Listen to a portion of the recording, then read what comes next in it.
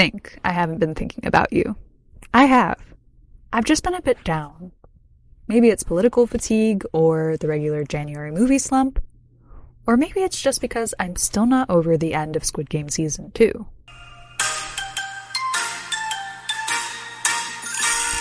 Despite my pitiful sorrow, I managed to watch 3 newer movies last week. These are movies I didn't get the chance to watch in 2024, and it was an opportune moment to catch up. I can't tell you the other 2 movies I watched out of fear that you'll judge me for not reviewing those as opposed to this, but Flow was the film I was most passionate about, and felt the most moved by. So get ready for something different this episode. Flow challenged me to try something new. First, I'll share a spoiler-free timeline of its creation. Then I'll dive into my blunt, spoiler-filled rewatch. I really would encourage you to go watch Flow before you listen to any of this, but if you haven't, and you're still here, there's no stopping you, is there? I'm Hope Acosta. Welcome back to Even Otter Podcast.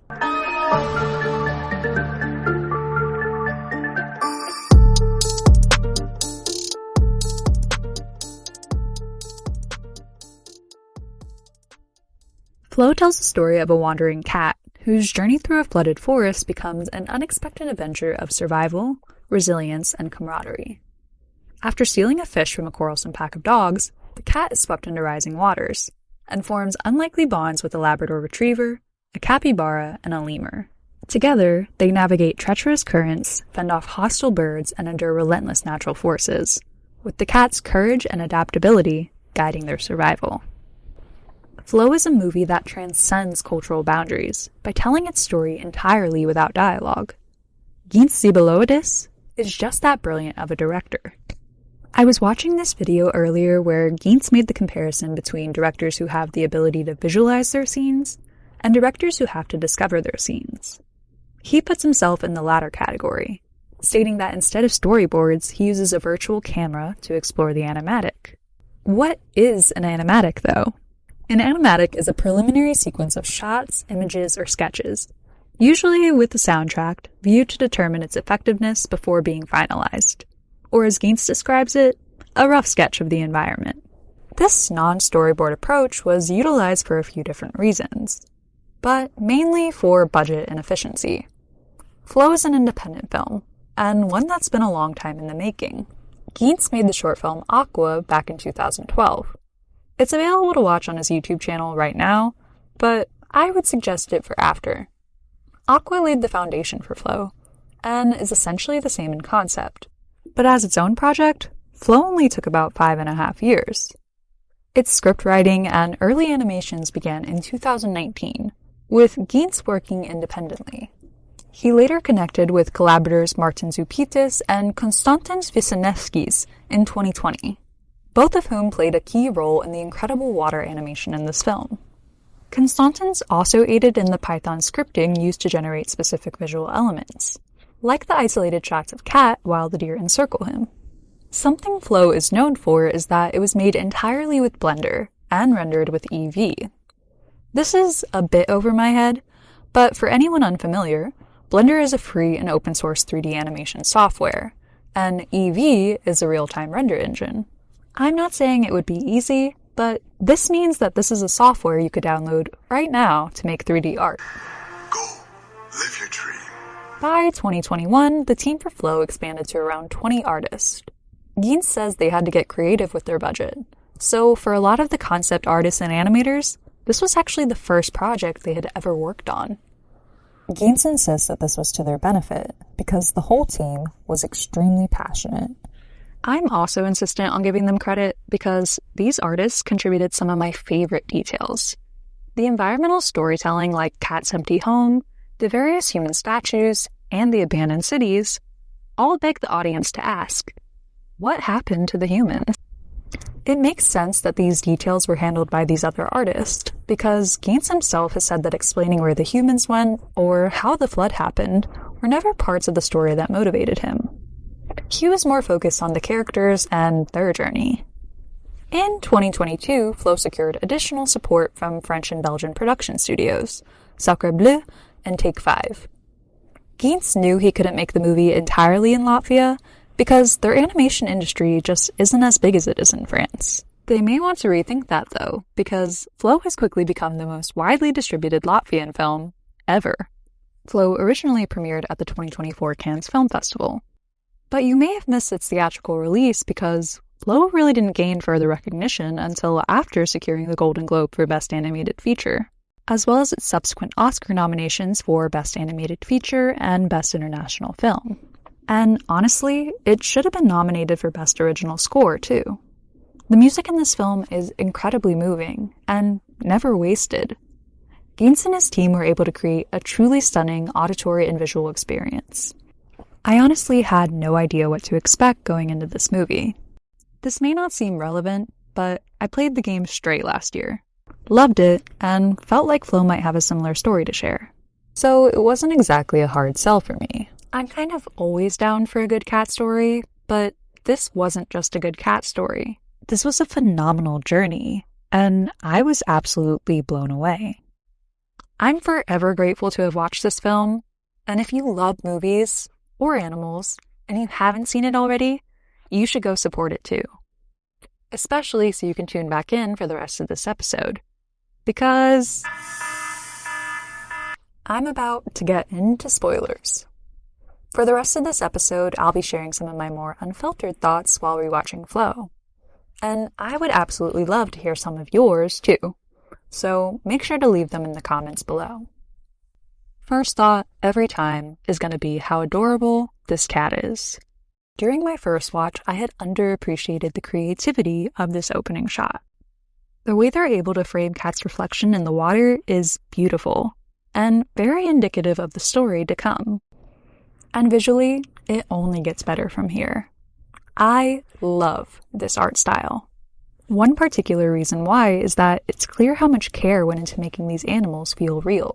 Gints has said that he and the animators referenced YouTube videos of animals and their own pets to really capture their likeness. What's especially fun to me is that Gints' dog resembles the lab, and yet in every interview I've seen, he just kind of casually mentions this.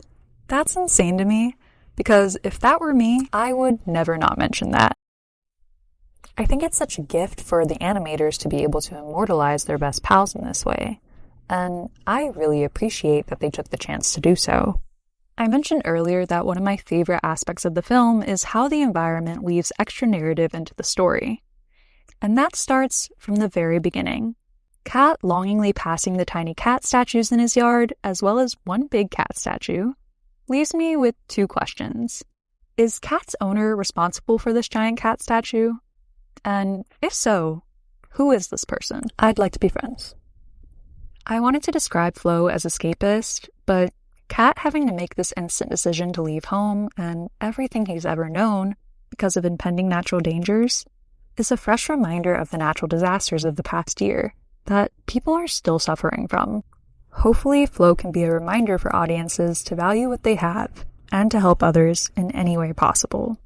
One of the most haunting visuals of that reality is when Kat is standing atop the giant cat statue, looking down at the once dry landscape that is now covered in water. It's one of the most frightening moments of the whole film, and the sound design does so much to heighten that fear. While that sense of unease lingers, the determination of the animals is what inspires hope, just as the boat did for Kat.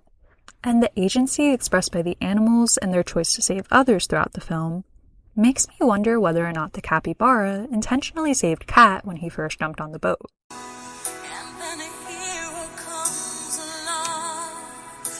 What I love about the boat's isolated setting is how it brings out those small, realistic details. The more passive moments that include Kat's grooming habits, the lemur's fascination with mirrors, and dog's constant approval seeking are all elements that contribute to Flow's authenticity. I say this as a non-cat owner, so correct me if I'm wrong, but Kat's judgment of the lemur getting interrupted by his own hairball and then immediately returning to judgment is one of the most Kat things in the whole film.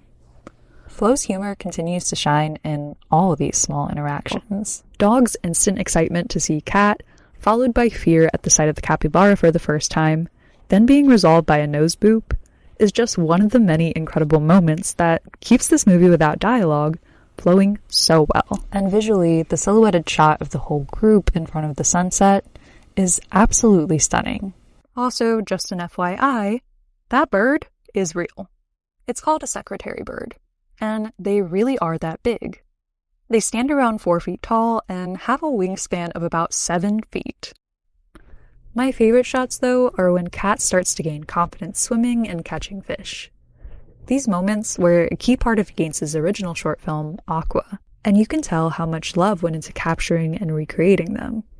The trippiest shots of this movie, on the other hand, are when Kat and Bird leave the boat. After Bird regains the ability to fly, Kat jumps ship and journeys through an abandoned city to see her again.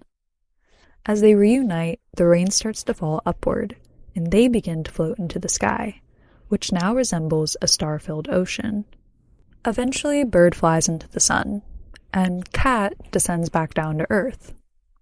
And as a viewer on my couch, I was left wondering, what just happened to Bird? Did Bird die? Don't cry, don't cry, don't cry, don't cry, don't cry. Don't cry.